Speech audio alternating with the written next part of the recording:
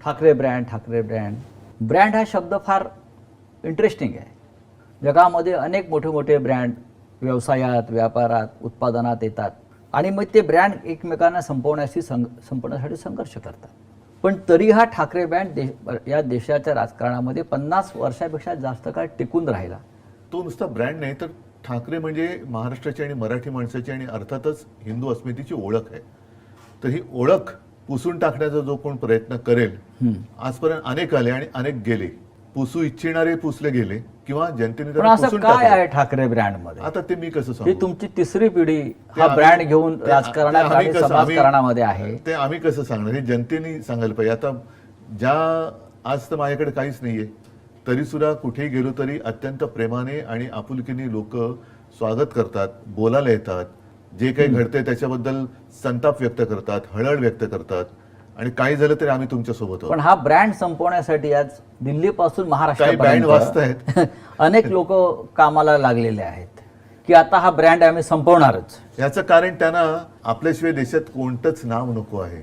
हा म्हणजे लोकशाही आपली आहे. स्वतःची तुलना ते देवाबरोबर पण करायला लागलेत. देवा म्हणजे देवा भाऊ की प्रत्यक्ष नाही, देव? जे करतात ते लोकांना माहिती आहे बरं. की ते स्वतःची तुलना देवाबरोबर करायला लागलेत. आता अशा लोकांशी काय आपण त्यांच्याशी काय बोलायचं? हो. हे काळाच्या ओघात येतात, काळाच्या ओघात जातात. म्हणजे जसं पावसाळ्यात गांडूळ येतात आणि तसं काय म्हणा तुम्ही. आपली जी परंपरा आहे त्या परंपरेला जर कोणी मानत नसेल तर ती परंपरा सुद्धा त्यांना मानणार नाही. उद्धव साहेब, आज मगाशी आपण म्हणालात की आज माझ्याकडे काय आहे. बरोबर आहे, आज आपण सत्तेवर नाही आहात. एक कोंडी करण्याचा राजकीय दृष्ट्या आपला प्रयत्न होतो आहे. म्हटलं तर जो ब्रँड आहे ठाकरेंचा शिवसेना, तोही त्या अर्थानं लौकिक अर्थानं आपल्याकडे नाही. आपलं चिन्ह आपल्याकडे नाही. म्हणजेच ज्यांच्याकडे काही नाही आणि जे पोकळ आहेत त्यांना ठाकरे ब्रँडची मदत लागते आहे. हेच ठाकरे ब्रँडचं वैशिष्ट्य आहे. होय. कारण स्वतः पोकळ आहेत, काहीच नाही त्यांच्याकडे, काही निर्माण कधीच केलेलं नाही. त्यांच्याकडनं कधीही कोणताही आदर्श कोणत्याही क्षेत्रात उभा केला गेलाच नाही. भले 100 वर्ष झाली असतील त्यांना किंवा आणखीन काही वर्ष झाली असतील, पण तुम्ही जनतेला किंवा राज्याला दिलं काय, समाजाला दिलं काय? तर काहीच नाही.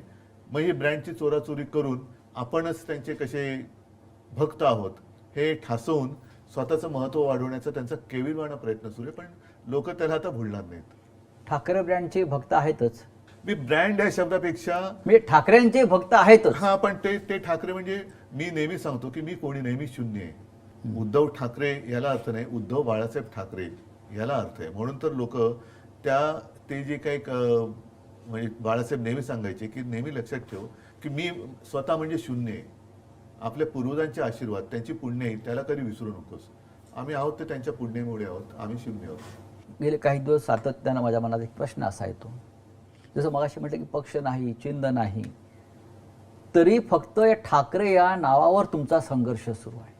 ठाकरे ह्या नावावरती नाही, म्हणजे ठाकरे संघर्ष करतायत. ठाकरे संघर्ष करतायत. त्याच्यामुळे आमचं नाव तर कोणी चोरू शकत नाही. पण तो तेही चोरण्याचा प्रयत्न होईल. आणि समजा चिन्ह किंवा इतर काही चोरतील, लोकांचं प्रेम कसं चोरणार? लोकांचा जो आमच्यावर विश्वास आहे तो कसा चोरणार?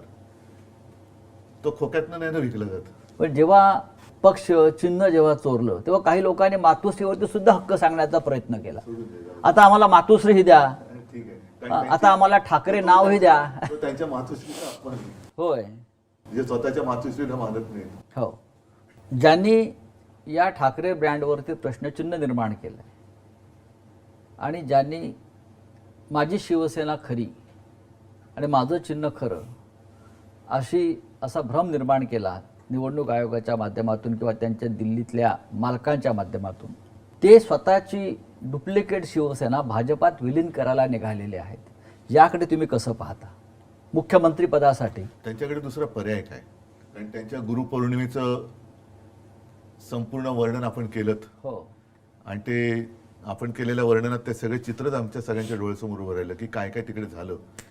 तर असे जे असतात त्यांना माहिती परावलंबीच असतात. पण ही जी शिवसेना आहे उद्धव साहेब, कुठली जी आपली तीच शिवसेना आहे, पण अमित शहा, निवडणूक आयोग यांनी अधिकृतपणे जी शिवसेना दुसऱ्यांच्या हातात दिली आहे, ते अशा प्रकारे शिवसेना भाजपात कशा प्रकारे विलीन करू शकतात? नाही, शेवटी त्यांना हे शिवसेनेचं अस्तित्व संपवण्याचा प्रयत्न आहे का? हो, पण ते संपवू शकत नाहीत ना, इतके वर्ष होऊनही जनतेला ते माझ्यापासून तोडू शकत नाहीत.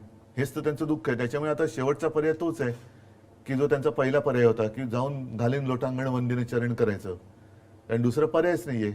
किती काही चोराचोरी, बघा एक गोष्ट सांगतो मी, हे मागे जाहीर सभेत बोललेलं आहे, कदाचित शिवसेनेचं निवडणूक चिन्ह हे निवडणूक आयोग दुसऱ्याला देऊ शकेल किंवा ते गोठवू शकेल. खरं गोठवायला पाहिजे जर असा वाद असेल, पण शिवसेना नाव ते दुसऱ्याला देऊ शकत नाही, तो अधिकारच नाही निवडणूक आयोगाला. कारण ते शिवसेना हे नाव माझ्या आजोबाने आणि माझ्या वडिलांनी दिलेलं आहे. उद्या मी निवडणूक आयुक्ताचं नाव बदलून त्याचं नाव धोंड्या ठेवलं तर अधिकार आहे का? पण मग जर माझं नाव बदललं मी त्याला धोंड्याच म्हणणार. तर त्या धोंड्याला हा पक्षाचं नाव बदलण्याचा अधिकार नाहीये. तो चिन्ह तुम्ही काढून घेऊ शकता जर लोकशाही पद्धतीमध्ये आम्ही काही वेडवाकडं वागलो असेल, ज्याला करप्ट प्रॅक्टिस म्हणतात त्याला. पण संविधानानुसार असेल किंवा इतर काही गोष्टीनुसार असेल, त्याच्यात जर आम्ही चूक केलेली नसेल तर ते आमचं चिन्हही काढू शकत नाही. मतांची टक्केवारी वगैरे हा जे काय असेल ते त्या चिन्हापुरतं आहे, पण नाव नाही देऊ शकत. पण धोंड्याने हे केलं ना, त्या धोंड्याने ते बेकायदेशीर केले. त्या धोंड्याला शिवसेना नाव दुसऱ्याला देताच येत नाही ना, तो त्याच्या अधिकारच्या बाहेरच आहे. पण त्या धोंड्याला शेंदूर फासणारे दिल्लीत बसलेत म्हणून चालतंय. कारण एक धोंड्या गेला आणि दुसरा धोंड्या त्या खुर्चीवर बसलाय आणि तरी तो निर्णय बदलायला तयार नाही. पण ते लोक नाही ऐकणार त्यांचं. शेवटी चोरीचा माल जो आहे, आता तुम्ही चोरून मतं मिळवलीत आणि त्याच्यावरती जर का मर्दुमकी गाजवत असाल तर चोर तो चोरच आहे.